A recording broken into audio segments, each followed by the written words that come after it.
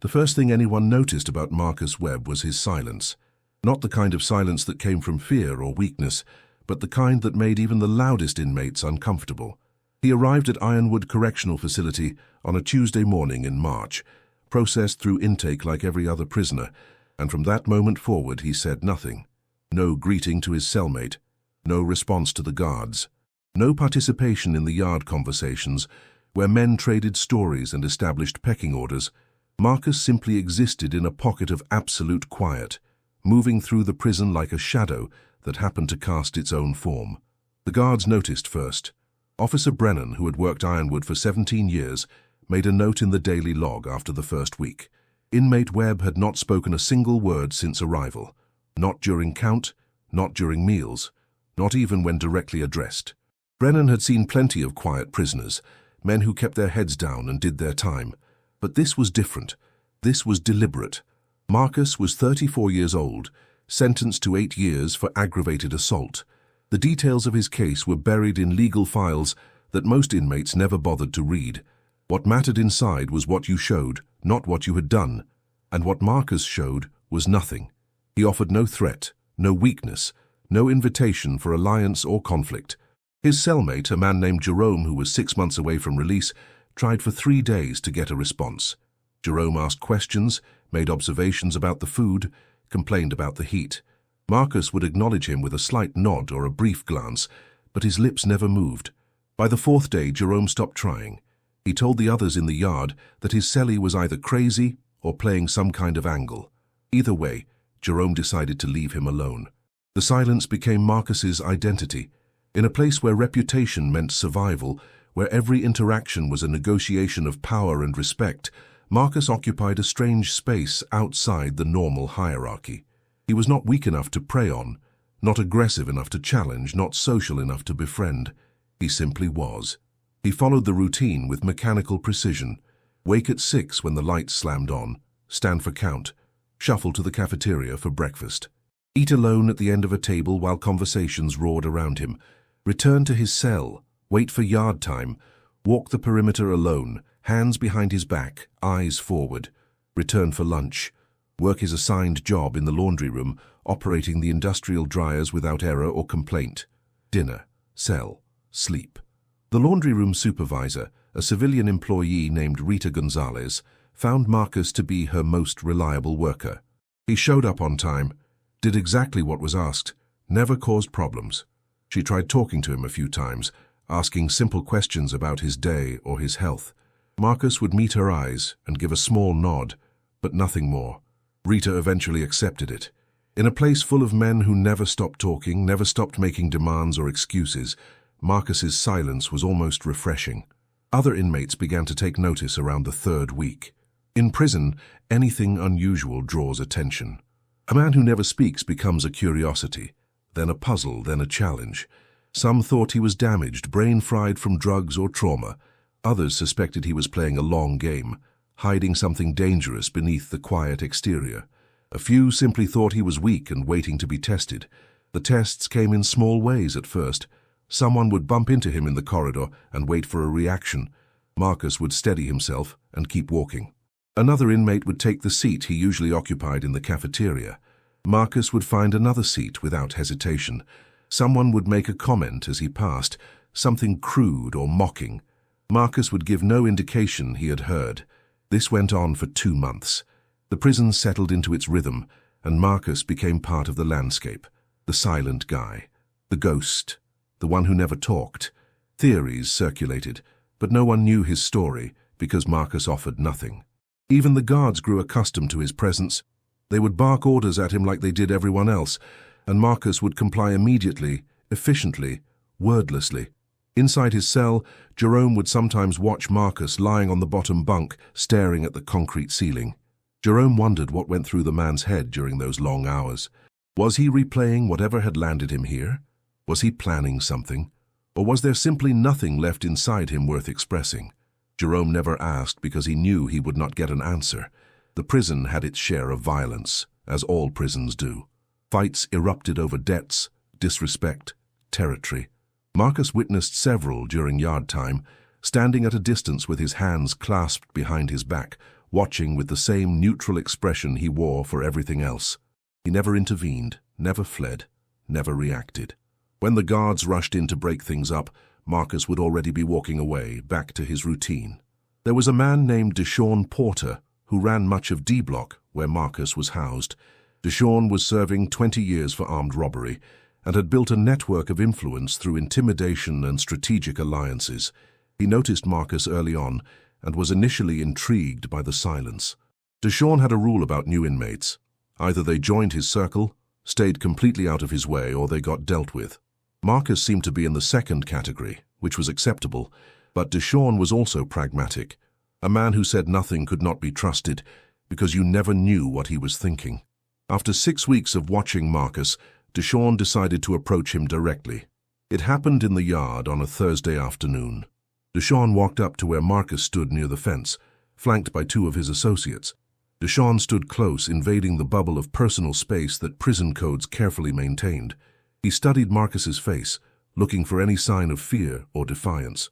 Marcus simply looked back, his expression unchanged, his body relaxed but not submissive. "You got a problem with me?" Deshawn asked. Marcus said nothing. "I asked you a question." Marcus held his gaze but remained silent. Deshawn's associates tensed, expecting their boss to escalate, but Deshawn was smarter than that. He had seen men who stayed quiet out of terror, and he had seen men who stayed quiet because they had nothing to prove. Marcus fell into neither category. There was something else there, something Deshawn could not quite identify. It made him cautious. "You keep doing what you're doing," Deshawn said finally. "Stay out of my business. We got no problems." Marcus gave a slight nod, nothing more. Deshawn walked away and his associates followed. One of them asked why he had let it go so easily. Deshawn told him that sometimes the quietest guys were the most dangerous, and there was no profit in poking a snake just to see if it would bite. After that, Marcus was largely left alone. He had passed some invisible test by offering neither challenge nor cowardice. He existed in the margins, and the prison allowed him that space. The cafeteria at Ironwood was a massive room with rows of steel tables bolted to the floor. 300 men cycled through during each meal period, grabbing trays of food that ranged from barely edible to outright disgusting.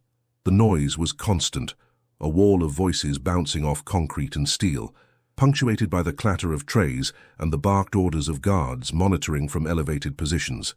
Marcus always arrived at the same time, grabbed his tray from the line and sat at the same spot, the far end of the last table near the western wall. He ate methodically, ignoring the chaos around him, finishing his meal in exactly 12 minutes before returning his tray and heading back to his cell or work assignment. No one bothered him there. It was understood that the end of that table belonged to the silent guy, and there was no reason to change that arrangement. Until the day Garrett Cobb decided otherwise. Garrett was a problem, everyone knew it. He had been at Ironwood for 3 years, serving time for assault and battery, and he had compiled an extensive record of infractions, fights, threats, destruction of property. He spent more time in solitary than in general population, but Garrett kept getting released back into Gen Pop because the prison was overcrowded and solitary could only hold so many. Garrett was a bully in the truest sense. He fed on fear and thrived on domination. He was not particularly smart or strategic like Deshawn. He was simply mean, driven by an anger that had no clear source and no outlet except violence. He picked targets based on opportunity and mood, and he had been watching Marcus for weeks. The silence bothered Garrett. It felt like an insult, like Marcus thought he was better than everyone else. Garrett had tried to get a rise out of him a few times, making comments when Marcus walked by, stepping into his path in the corridor. Marcus always adjusted and moved on without reaction. This only made Garrett angrier. On a humid afternoon in late May, Garrett decided to push harder. He had just gotten out of a week in solitary for threatening another inmate, and he was looking to reassert himself. He watched Marcus go through the lunch line, saw him heading to his usual spot, and made his decision. Garrett walked directly to the end of the last table and sat down in Marcus's seat. Marcus approached with his tray, saw Garrett sitting there, and stopped. For a moment he just stood, tray in hand, looking at the occupied seat. Then he turned to find another place. "Where you going?" Garrett called out, loud enough that nearby tables began to quiet down. "I got something to say." Marcus kept walking. Garrett stood up and followed him. "Hey, I'm talking to you." Marcus found an empty spot at another table and sat down. He placed his tray in front of him and picked up his plastic spork. His movements were calm, deliberate, as if Garrett did not exist. This enraged Garrett further. He walked up behind Marcus and stood there, breathing heavily, fists clenched. The cafeteria was quieting now, inmates sensing something about to happen. Guards began moving closer, but they had not yet identified the specific threat. "You think you're tough?" Garrett said, leaning down close to Marcus's ear.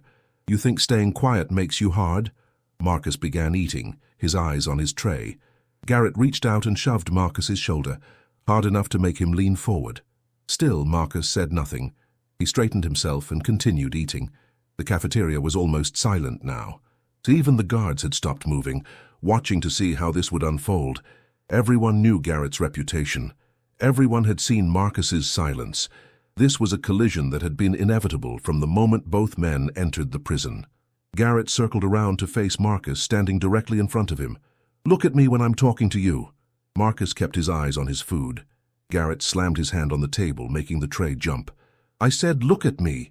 Marcus finally raised his eyes. He looked at Garrett with the same neutral expression he wore for everything. No fear, no anger, nothing. Just a steady, unwavering gaze. For a moment, Garrett seemed uncertain. There was something in that look, something he had not expected.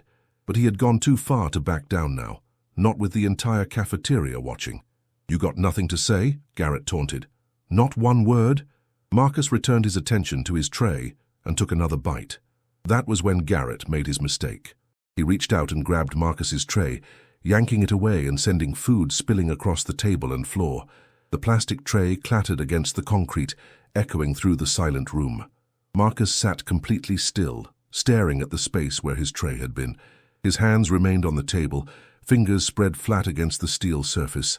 His breathing had not changed, his expression had not shifted, but something in the air had transformed.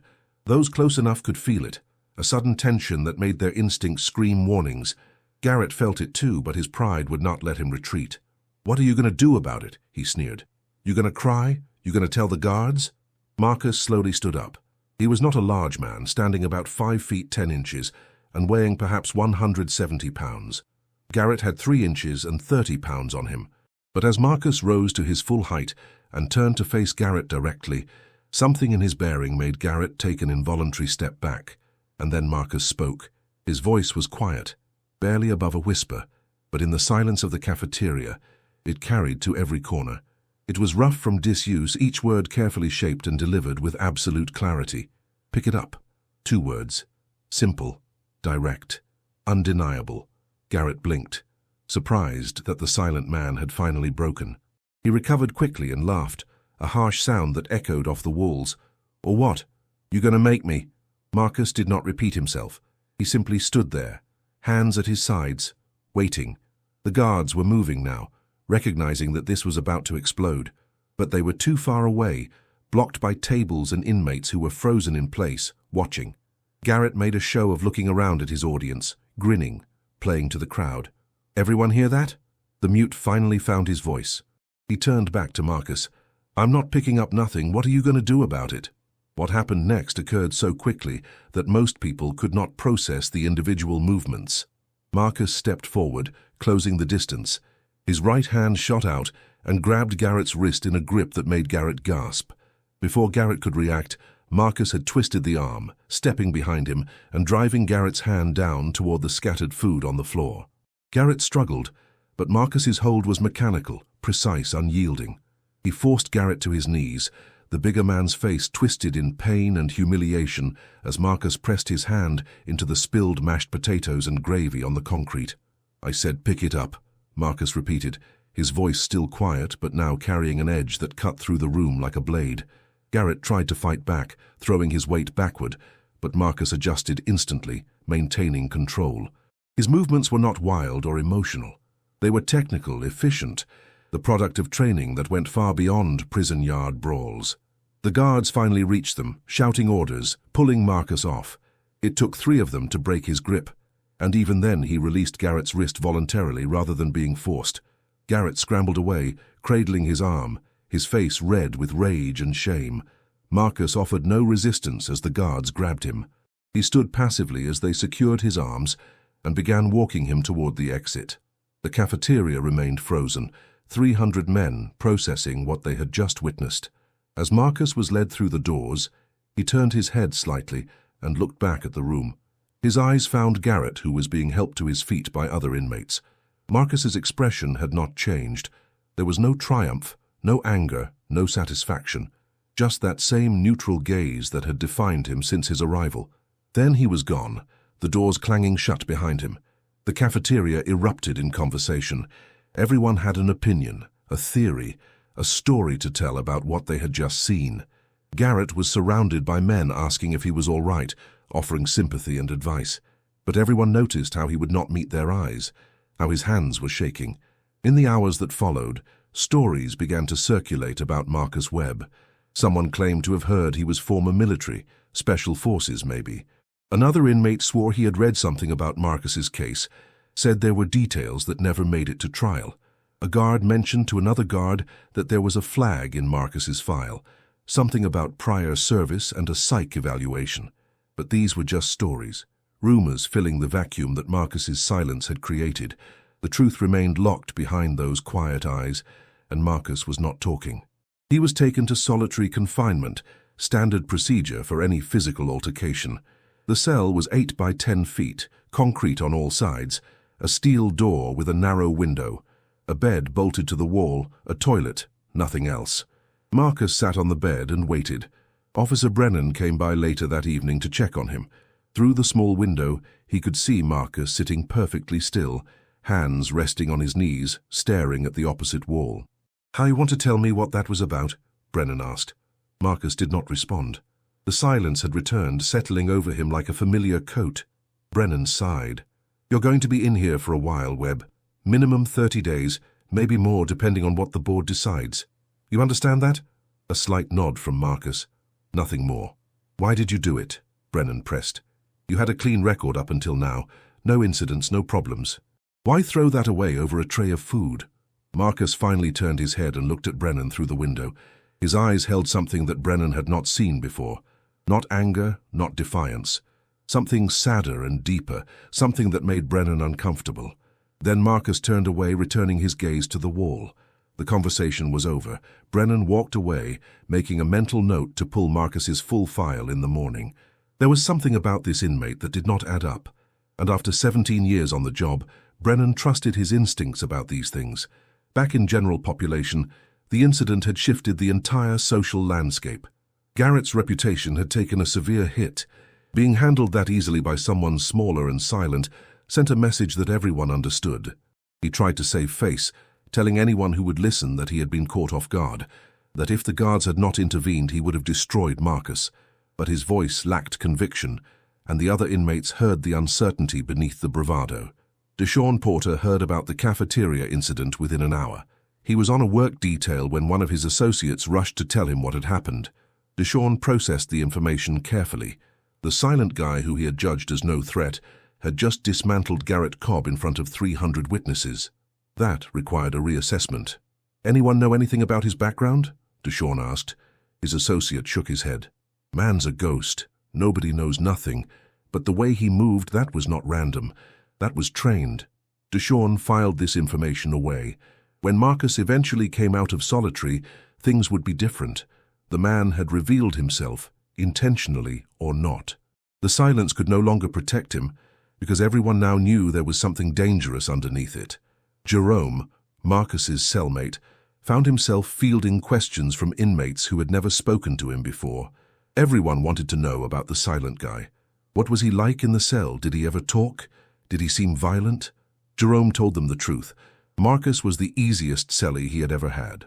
Quiet, clean, respectful of space. Never caused any problems. But Jerome also admitted that he had always sensed something beneath the surface, something Marcus was keeping carefully controlled. The guards conducted their investigation, interviewing witnesses and reviewing what little security footage existed. The consensus was clear. Garrett had initiated the confrontation, had provoked Marcus repeatedly, and had committed the first physical act by grabbing the tray. Marcus's response, while violent, could be argued as defensive or reactive. The fact that he had stopped immediately when the guards arrived and offered no resistance weighed in his favor. But prison justice is not the same as outside justice. Marcus had broken the peace, had engaged in physical violence, and that required punishment regardless of the circumstances. The disciplinary board met and decided on 45 days in solitary confinement, with a recommendation for mandatory counseling sessions afterward. Marcus received this news with the same neutral expression he wore for everything. He signed the paperwork without reading it and returned to his cell to wait out his time.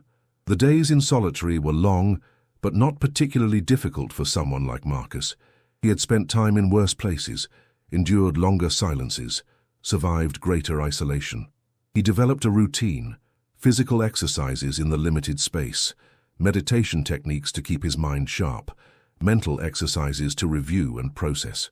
And he thought about what he had done, not with regret exactly, but with a kind of analytical clarity. He had maintained his silence for nearly 4 months, had successfully insulated himself from the prison's social dynamics, had been on track to serve his time without incident, and he had thrown that away because someone had touched his tray. No, Marcus corrected himself, not because someone had touched his tray. Because he had been pushed past a threshold that he had established long before coming to prison, a line that he would not allow anyone to cross. The food did not matter. The tray did not matter. What mattered was the principle, the boundary, the refusal to be diminished. Marcus had learned this lesson years ago in another life that felt both distant and immediate. He had been a different person then. Staff Sergeant Marcus Webb, United States Marine Corps, 3 tours in Afghanistan, decorated for valor, recommended for advanced training. He had been good at his job, perhaps too good. The Marine Corps had recognized his aptitude for controlled violence and sent him to specialized schools where they refined those skills into something precise and lethal, but that life had ended badly. Marcus did not allow himself to think about the details often, but in the isolation of the cell, memories had a way of surfacing. The incident that had led to his dishonorable discharge, the PTSD diagnosis he had refused to acknowledge, the years of drifting afterward, trying to find a place in a civilian world that had no use for his particular skill set. The bar fight that had gone too far, the man who had pushed him past that invisible threshold, the moment when all that training had taken over, and Marcus had nearly killed someone with his bare hands. 8 years in prison. It could have been worse. The prosecutor had wanted to charge him with attempted murder, but Marcus's lawyer had managed to argue it down to aggravated assault. The victim had recovered, though he would never walk quite right again. Marcus had accepted the sentence without complaint. He had earned it. When he arrived at Ironwood, Marcus had made a decision. He would do his time in silence. He would not make friends, would not make enemies, would not participate in the endless social negotiations that defined prison life. He would simply exist, serving his sentence day by day, and when he was released, he would disappear into whatever life remained for him. The silence had been a tool, a way to create distance between himself and everyone else. If he did not speak, people could not engage him. If he did not engage, he could not be pulled into conflicts or alliances. It was a strategy born from hard experience, and it had worked perfectly for 4 months, until Garrett Cobb had touched his tray. Marcus sat in the solitary cell and acknowledged a truth he had been avoiding. The silence was not sustainable. He had revealed himself in that moment, and there was no putting that revelation back in the box. When he returned to general population, he would be a different kind of prisoner. Not the invisible ghost, but the man who had broken Garrett Cobb in front of 300 witnesses. He would have to adapt. Again. Officer Brennan did pull Marcus's file the next morning. He sat in the break room with a cup of coffee and read through the documents carefully. What he found explained a great deal. Marcus Webb, age 34. Former Marine Corps Staff Sergeant, Force Reconnaissance. Multiple deployments to combat zones. Honorable service record until the last year, when there had been an incident during his final deployment. The details were redacted, but the outcome was clear. Psychological evaluation, recommendation for medical discharge, dishonorable discharge instead, due to circumstances not specified in the file. After leaving the service, Marcus had worked a series of jobs, none lasting more than a few months. Security guard, construction worker, warehouse loader. No permanent address, no family contacts listed. The arrest report from 2 years ago was brutal in its simplicity. Marcus had been drinking at a bar when another patron had started a fight. According to witnesses, Marcus had tried to leave multiple times, but the other man had followed him, escalating the confrontation. When the man had grabbed Marcus and shoved him against a wall, something had snapped. The responding officers found Marcus standing over the unconscious man, his hands still clenched in fists, breathing hard but otherwise calm. He had surrendered immediately, had not resisted arrest, had not spoken a word during processing.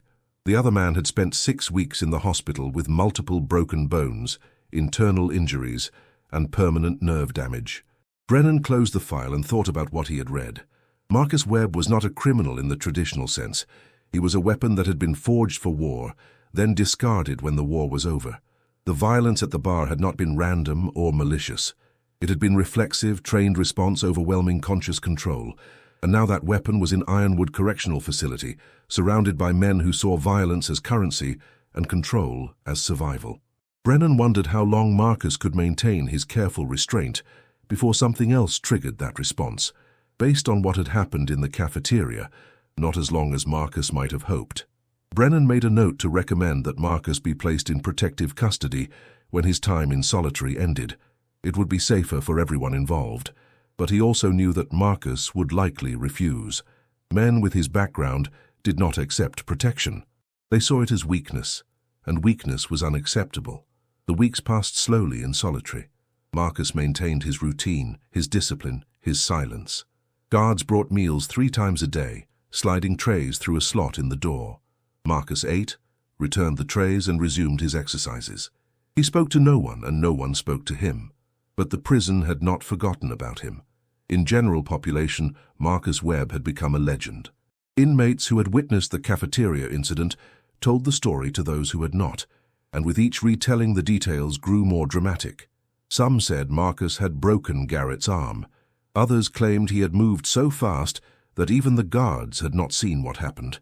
A few swore that Marcus had whispered something to Garrett, something that had made the bigger man go pale. The truth was simpler, but no less impressive. Marcus had used precise technique and overwhelming force to neutralize a threat, and he had done it without hesitation or excess. Those who understood fighting recognized the efficiency of it. Those who did not saw only the result. Garrett Cobb, the feared bully, had been humiliated and defeated in seconds. Garrett himself had become subdued. The incident had broken something in him, not physically but psychologically. He still talked tough when surrounded by his few remaining associates, but the edge was gone. Everyone could see it. When he walked the yard now, other inmates no longer gave him the respectful distance they once had. Some even made jokes within his hearing, testing to see if the old Garrett would resurface. He never did. Deshawn Porter watched all of this with calculating interest. The social structure of D Block was shifting, and shifts created opportunities. Garrett's fall had left a vacuum, and several inmates were positioning themselves to fill it. But Deshawn was more interested in Marcus Webb. A man with that kind of skill and control could be valuable if he could be convinced to join the right alliance. Deshawn began making plans for when Marcus returned from solitary. He would approach him carefully, respectfully, offering partnership rather than demanding submission. A man like Marcus would never accept subordination, but he might accept an arrangement between equals. And if he refused, well, Deshawn would need to make other arrangements to ensure Marcus did not become a threat to his operations. On the 37th day of his solitary confinement, Marcus received a visitor. Officer Brennan opened the door and stepped inside, a rare breach of solitary protocol. He closed the door behind him and stood there, studying the man sitting on the bed. Marcus looked up but said nothing. "I read your file," Brennan said. "Force Recon, 3 tours, that explains a lot." Marcus held his gaze but remained silent. "The board approved your release in 8 days, Brennan continued. 45 days reduced for good behavior in solitary. When you go back to Gen Pop, things are going to be different. You know that, right? A slight nod from Marcus. "You have options," Brennan said. "We can put you in protective custody.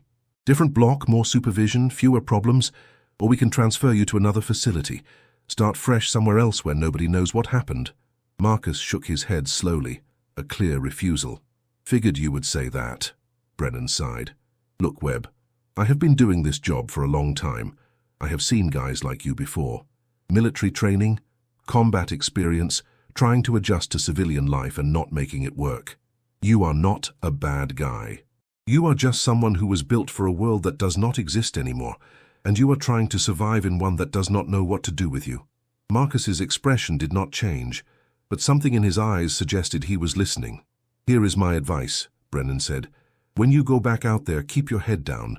Do not respond to provocations. Do not get pulled into anyone else's drama. Finish your sentence and get out. You have got 4 years left if you stay clean. 4 years and you can start over somewhere else, somewhere that is not a cage full of men looking for any excuse to prove themselves." Marcus finally spoke, his voice rough from weeks of disuse. "Thank you." 2 words, but they carried weight. Brennan nodded and left the cell, the door clanging shut behind him. Marcus returned his attention to the wall, processing the conversation. The officer meant well, but his advice was impossible to follow. Marcus could not simply keep his head down anymore. He had revealed himself, and the prison had seen what he was capable of. Other inmates would either want to test him or recruit him, and neither option was acceptable. He would have to find a third path, something between complete isolation and active engagement. It would require careful management, constant vigilance, and absolute control. Marcus had maintained that level of discipline before, during his time in the Marines. He would have to do it again now, in a different kind of war zone. The remaining 8 days passed without incident. Marcus continued his routine, preparing himself mentally and physically for the return to general population. He ran through scenarios, anticipated challenges, planned responses. By the time the guards came to escort him out of solitary, he was as ready as he could be. The walk back to D Block felt longer than Marcus remembered. The noise of the prison washed over him after the silence of solitary, hundreds of voices echoing off concrete and steel. Guards watched him carefully as he moved through the corridors, aware that his return would likely trigger reactions from other inmates. When Marcus stepped back into the cell block, conversation stopped. Heads turned. Every eye tracked his movement as he walked to his cell. Jerome was standing outside, waiting. When he saw Marcus approaching, relief crossed his face. "Man, I thought they might have transferred you," Jerome said quietly. "Good to see you back." Marcus gave a slight nod and entered the cell. His belongings were still there, untouched. The bottom bunk that had been his for 4 months before solitary remained his now. He sat down and began the process of reintegrating into the routine. Jerome followed him in and lowered his voice. "Things are different now. People know about you. They're going to be watching, testing, trying to figure out where you stand. Deshawn sent word he wants to talk to you. Garrett is keeping his distance, but his boys are angry about what happened. And there are others, new guys who showed up while you were gone, who want to make names for themselves by taking down the guy who broke Garrett." Marcus listened to all of this without expression, then looked up at Jerome. "Thank you for the information." Jerome blinked, surprised to hear Marcus speak. "Yeah, no problem. Look, I am not trying to tell you what to do, but if you need anything, you let me know. You have been a good cellie. I owe you that much." Marcus nodded and lay back on his bunk. The first test would come soon, probably during yard time or dinner. Someone would make a move, say something, do something designed to provoke a response. How he handled that moment would determine how the rest of his sentence played out. He closed his eyes and focused on his breathing, a meditation technique he had learned years ago in another life. Center yourself, control your response, maintain discipline. These were the mantras that had kept him alive in combat zones. They would keep him alive here too. The first test came during dinner that evening.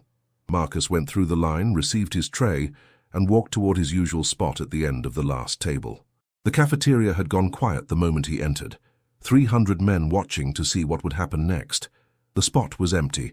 No one had dared to sit there since the incident with Garrett. Marcus placed his tray down and sat, aware of every eye in the room tracking his movements. He began to eat, his body language relaxed but his awareness heightened. Years of combat experience had taught him to monitor his surroundings without appearing to do so. A young inmate, maybe 22 years old, stood up from a nearby table and walked over. His name was Travis, and he had arrived at Ironwood 2 weeks after Marcus went into solitary. Travis had heard all the stories about the silent man who had destroyed Garrett Cobb, and he had decided that taking down Marcus would establish his own reputation quickly. Travis stopped directly across from Marcus, hands on the table, leaning forward in a posture designed to intimidate. "This seat taken." Marcus glanced up briefly, then returned his attention to his food. He said nothing. "I asked you a question," Travis said, louder now, playing to the audience. Marcus continued eating. His breathing remained steady, his movements unhurried. He gave no indication that Travis existed. Travis felt the eyes of the entire cafeteria on him. He had committed himself to this confrontation, and backing down now would be worse than never starting. He reached out and tapped the table in front of Marcus, hard enough to make the tray shake. "You deaf or just stupid?" Travis demanded. Marcus set down his spork carefully. He looked up at Travis with that same neutral expression that had preceded the incident with Garrett. The young inmate felt a flicker of uncertainty, but pride pushed him forward. "Everyone says you are some kind of tough guy," Travis continued. "But you look like a scared little—" "Sit down," Marcus said quietly. 2 words. The same tone he had used with Garrett. Calm, measured, absolute. Travis laughed, but it sounded forced. "Or what? You going to put me on the floor like you did Garrett? I am not some old punk who does not know how to fight. I grew up in Detroit, been scrapping my whole life." Marcus held his gaze for a long moment, then spoke again. "I'm going to finish my meal. You can stay here and keep talking, or you can walk away. Those are your options." "What if I do not like those options?" Travis shot back. "Then you will learn something about yourself that you might not want to know." The words hung in the air. Marcus had not raised his voice, had not made any threatening gestures, but the message was clear. Travis felt it, and so did everyone else watching. This was not bravado or bluffing. This was a statement of fact. Travis stood there, trapped by his own momentum. He could not back down without losing face, but something in Marcus's eyes told him that escalating would be a terrible mistake. The silence stretched out, seconds feeling like minutes. Then Deshaun Porter stood up from his table across the cafeteria. He walked over slowly, deliberately, his presence commanding attention. When he reached Travis, he put a hand on the younger man's shoulder. "Travis, come sit with me," Deshaun said. It was not a request. Travis looked at Deshaun, then back at Marcus, then at the hundreds of watching inmates. He had been given an escape route, and he was smart enough to take it. He nodded curtly and walked away with Deshaun. The cafeteria gradually returned to its normal volume of conversation, though many inmates continued to glance toward Marcus. He finished his meal in silence, returned his tray, and left without incident. Deshaun had just done Marcus a favor, and favors in prison always came with expectations. Marcus understood this. The conversation with Deshaun was now inevitable. It came the next morning during yard time. Marcus was walking his usual route along the perimeter fence when Deshaun approached, alone this time, hands visible and empty in a gesture of non-aggression. "Mind if I walk with you?" Deshaun asked. Marcus slowed but did not stop. Deshaun fell into step beside him. "I kept Travis from doing something stupid last night," Deshaun said. "Kid does not know any better. He thinks making a name means taking down the biggest guy he can find. I explained to him that you are not someone he wants to test." Marcus said nothing, maintaining his pace. "I have been in Ironwood for 6 years," Deshaun continued. "I have seen a lot of guys come through. Most fall into patterns. Victims, predators, survivors. You are different. You do not fit the categories." Still no response from Marcus. "I read people for a living," Deshaun said. "It is how I have stayed alive and stayed in control. And what I read from you is that you just want to do your time and get out. You are not looking for power, not looking for respect, not looking for anything except to be left alone." Marcus glanced at Deshaun but kept walking. "The problem," Deshaun continued, "is that you are not going to be left alone, not after what happened with Garrett. You showed everyone what you can do, and now every young punk with something to prove is going to want a piece of you. Travis was just the first. There will be others." They walked in silence for a moment. Then Marcus spoke. "What do you want?" Deshaun smiled slightly. "Direct, I like that. What I want is to make both our lives easier. You do not want to fight every week for the next 4 years. I do not want my block turning into a war zone because everyone is testing you. So here is what I'm proposing. You align yourself with me. Not working for me, not under me, with me, partnership. What does that mean? It means people know you are connected to my operation. They know that coming at you means coming at me, and nobody in D-Block is stupid enough to do that. In exchange, you help me with problems when they come up. Not violence unless necessary, but your presence, your reputation. Sometimes that is all it takes." Marcus considered this. It was a reasonable offer, and Deshaun was being respectful in how he presented it. But alliances in prison were complicated. They provided protection, but also created obligations, and Marcus had spent 4 months avoiding exactly this kind of entanglement. "I need to think about it," Marcus said. Deshawn nodded. "Fair enough, but think fast. Word is that Garrett's crew is planning something. They want payback, want to restore his reputation by taking you down. If they come at you and you are standing alone, things could get messy." "I can handle messy." "I am sure you can," Deshawn agreed. "But why make it harder than it needs to be? Pride is expensive in here, Webb. Sometimes the smart move is accepting help." They completed another lap in silence. Then Deshawn stopped and extended his hand. "Think about it. Let me know by the end of the week." Marcus looked at the offered hand, then shook it briefly.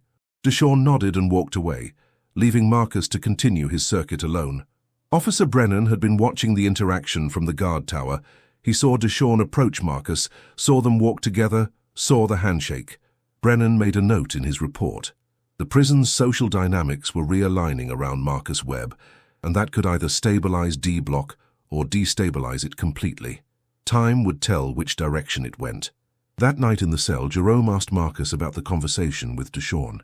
Marcus was lying on his bunk, staring at the ceiling, when Jerome spoke. "Everyone is talking about Deshawn making you an offer. You going to take it?" Marcus did not answer immediately. Then, "What would you do?"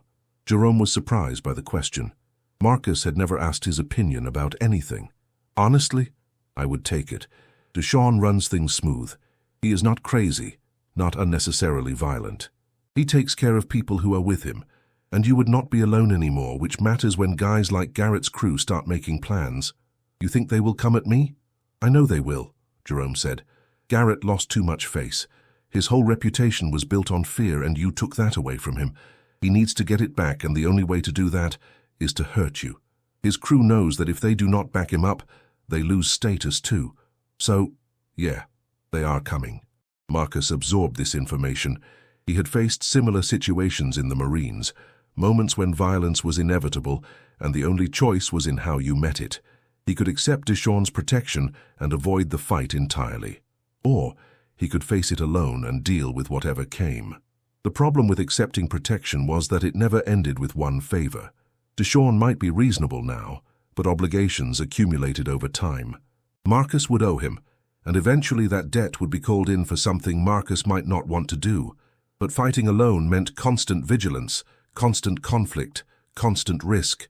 It meant turning his 4 remaining years into a war of attrition that would grind him down day by day. "I will figure it out," Marcus said finally. Jerome nodded and rolled over to face the wall. "For what it is worth, I think you will make the right call. You seem like someone who thinks things through." Marcus appreciated the sentiment, though he was not sure Jerome's confidence was justified. Marcus had made plenty of wrong calls in his life. The fight at the bar that had landed him here was proof enough of that. The next morning, Marcus reported to his work assignment in the laundry room. Rita Gonzalez greeted him with a smile when he arrived. "Good to have you back, Webb. Place was not the same without you." Marcus gave a slight nod and moved to his station at the industrial dryers. The work was mindless, repetitive, exactly what he needed. Loading wet laundry, starting the machines, unloading when the cycle finished, folding and sorting. His hands moved through the motions while his mind worked through the larger problem. The other inmates assigned to the laundry kept their distance, watching him with a mixture of curiosity and caution. Everyone knew who he was now. The Invisible Man had become highly visible, and there was no way to reverse that transformation. Midway through the shift, an inmate named Carlos approached Marcus at the folding table. Carlos was in his 40s, heavy-set, serving time for drug trafficking. He had a reputation as someone who stayed neutral in prison politics, which made him relatively trustworthy for information. "Word of advice," Carlos said quietly while folding a sheet. "Garrett's boys are planning something for tomorrow during rec time. Gym is going to be crowded, lots of blind spots. Guards will be watching the basketball game, not paying attention to the weight room. That is where they are going to make their move." Marcus looked at Carlos. "Why are you telling me this?" Carlos shrugged. "You helped me once. You probably do not remember. 3 months ago, Guy was hassling me about a debt I did not actually owe. You walked by, looked at him, and he backed off. Did not say anything, did not do anything. Just looked at him. Problem went away. Figure I owe you one. I do not remember that. That is because you were not trying to help, you were just existing, being yourself. But it helped anyway." Carlos finished folding his sheet and picked up another. Anyway, now you know. Do with it what you want. Carlos moved away to a different table, leaving Marcus to process the information. Tomorrow during rec time, the weight room. Garrett's crew would be waiting for him, probably 3 or 4 of them, enough to overwhelm him through numbers even if he was better trained. Marcus could skip rec time, stay in his cell, or find somewhere else to be, but that would be seen as avoidance, as fear, and it would only delay the inevitable. Or he could go to the gym, walk into the trap, and handle it directly. There was a third option. Accept Deshawn's offer tonight, and let it be known that Marcus was under his protection. Garrett's crew would have to reconsider their plans if attacking Marcus meant going to war with Deshawn's entire operation. Marcus continued working, his hands moving through the familiar motions, while his mind ran scenarios. By the end of his shift, he had made his decision. That evening, during dinner, Marcus finished his meal and then walked directly to Deshawn's table. The cafeteria noticed immediately, conversations dropping as inmates watched to see what would happen. Marcus stopped in front of Deshawn, who looked up with interest. "I accept your offer," Marcus said quietly. Deshawn nodded slowly, a smile crossing his face. He stood and extended his hand. "Smart choice, Webb. Welcome to the organization." They shook hands and the cafeteria erupted in murmurs. The alliance had been made public, the message sent. Marcus Webb was now connected to Deshawn Porter, and anyone who wanted a problem with Marcus would have to go through Deshawn first. Marcus returned to his cell, aware that he had just traded one kind of problem for another, but at least this problem came with resources and support. He would manage it the same way he had managed everything else, one day at a time, with discipline and control. Jerome was grinning when Marcus entered the cell. "Man, you just changed the whole game. Deshawn is going to make sure nobody touches you now. Garrett's crew just lost their shot." "Maybe," Marcus said. "What do you mean, maybe? Deshawn runs D-Block. His word is law." "His word is law until it is not," Marcus replied. "Nothing in here is permanent. Power shifts, alliances change. I just bought myself some time. What I do with that time will determine how this plays out." Jerome's smile faded as he considered Marcus's words. "You think Deshawn might turn on you?" "I think everyone has their own interests, and when those interests conflict with mine, the alliance will end. That is just reality." Marcus lay down on his bunk and closed his eyes. He had made his choice, and now he would live with the consequences. The question was whether those consequences would be better or worse than the alternatives he had rejected. The answer came sooner than he expected. The next morning, word spread quickly that Garrett's crew had called off their plans. With Marcus under Deshawn's protection, the risk was too high and the potential gain too small. Garrett himself remained in his cell during rec time, claiming illness, though everyone knew it was humiliation keeping him there. Marcus went to the gym anyway, curious to see how the new dynamic would play out. The weight room was busy as always, inmates moving through their routines. When Marcus entered, several men nodded at him in acknowledgement, not friendly exactly, but respectful. He was no longer the invisible ghost or the isolated threat. He was part of the structure now, connected to power, worthy of recognition. Marcus found an empty bench and began his workout. He moved through sets of exercises with mechanical precision, his mind elsewhere. The months rolled forward with brutal sameness. Wake, count, eat, work, yard, eat, cell, sleep. The routine became his anchor, the only constant in an environment designed to break men down into their component parts. Officer Brennan continued to monitor Marcus through weekly counseling sessions. These meetings had evolved from tense silences into something resembling actual conversation. Brennan had come to respect Marcus's discipline, his refusal to be drawn into unnecessary conflicts despite constant provocations. "Your release date is coming up faster than you think," Brennan said during one session. 2 years left. You have stayed clean this whole time, no major incidents since the cafeteria. "That is impressive given your situation." Marcus nodded but said nothing. "Have you thought about what comes next?"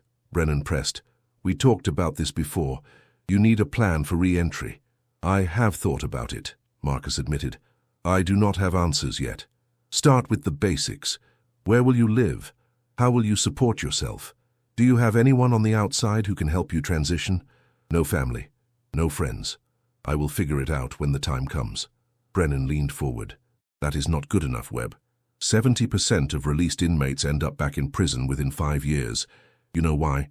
because they walk out these gates with no plan, no support, no resources. They fall back into old patterns because that is all they know. You are smarter than that. Do not let yourself become a statistic. Marcus met Brennan's eyes. What do you suggest? Start with vocational training.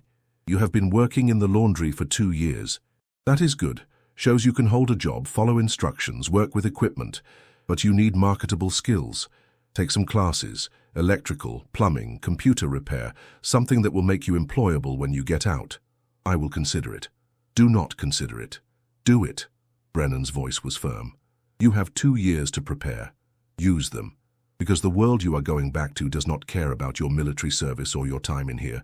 It only cares about what you can offer. If you have nothing to offer, you have nowhere to go. The conversation stayed with Marcus long after the session ended. That night in his cell, he thought about Brennan's words. 2 years left. 730 days, give or take. It sounded like a long time, but he knew from experience how quickly time collapsed when every day was identical. Jerome had been released 4 months earlier. Before he left, he had given Marcus his sister's address in Baltimore and told him to get in touch when he got out. Marcus had taken the piece of paper and stored it in his belongings, though he was not sure he would ever use it. The idea of reaching out to someone, of asking for help, felt impossible. But maybe that was the problem. Maybe his insistence on handling everything alone was exactly what had led him to this point. The bar fight, the prison sentence, the isolation. All of it stemmed from his inability to connect with people, to accept support, to be vulnerable. Marcus sat up on his bunk and pulled out the enrollment form for vocational training that Brennan had given him weeks ago. He had been avoiding it, telling himself he would get to it eventually. Now he filled it out with careful precision, requesting courses in electrical work and basic computer repair. Small steps toward a future he could not quite imagine but knew he needed to build. The remaining months passed with increasing momentum. Marcus completed his vocational courses, earning certifications that might help him find work on the outside. He continued his alliance with Deshawn, helping maintain order in D Block through presence rather than violence. The arrangement had proven stable, beneficial to both men. Garrett had eventually been transferred to another facility after one too many infractions. His departure removed the last source of potential conflict for Marcus. The new equilibrium held, and Marcus moved toward his release date with something approaching optimism. On his last day at Ironwood, Marcus went through the release process with the same methodical calm he had brought to everything else. He collected his belongings, changed into civilian clothes that felt strange after years in prison uniform, and signed the final paperwork. Officer Brennan met him at the gate. You made it, Webb. 4 years, no major incidents. That takes discipline. Thank you for your help, Marcus said. The counseling sessions, the advice, I appreciate it. Brennan extended his hand. Good luck out there. It is going to be harder than you expect, but I think you have what it takes to make it work. Do not prove me wrong. They shook hands, and Marcus walked through the gate into the parking lot, where a bus waited to take released inmates to the nearest city. He climbed aboard and found a seat near the back, watching through the window as Ironwood Correctional Facility receded into the distance. The world outside moved past in a blur of colors and motion that felt overwhelming after years of gray concrete and controlled spaces. Marcus forced himself to breathe slowly, to process each sensation without being consumed by it. This was the beginning of something. Not redemption exactly, but possibility. A chance to build something that resembled a life. He pulled out the piece of paper Jerome had given him, the address in Baltimore. Marcus studied it for a long moment, then folded it carefully and put it back in his pocket. Maybe he would use it. Maybe he would find his own way. Either option felt better than the emptiness that had defined his existence before prison. The bus rolled on through the afternoon, carrying Marcus Webb toward an uncertain future. Behind him lay 4 years of silence, discipline, and survival. Ahead lay a world that had not waited for him, that did not care about what he had endured or who he had become. But Marcus had learned something during his time at Ironwood. He had learned that silence was not weakness, that discipline was not surrender, and that survival was its own form of victory. He had learned that sometimes the hardest battles were not fought with fists, but with the daily choice to remain human in a place designed to strip away humanity. As the bus merged onto the highway, Marcus allowed himself a moment of reflection. He thought about the cafeteria, about Garrett touching his tray, about the moment when he had finally spoken after months of silence. Pick it up. 2 words that had changed everything, that had forced him out of isolation and into engagement with the world around him. He had not wanted to speak. He had wanted to remain invisible, to serve his time without connection or complication. But life had other plans, and Marcus had adapted. He had always adapted. It was what he did best. The future remained uncertain, full of challenges he couldn't anticipate and obstacles he had not yet identified. But for the first time in years, Marcus felt something that might have been hope.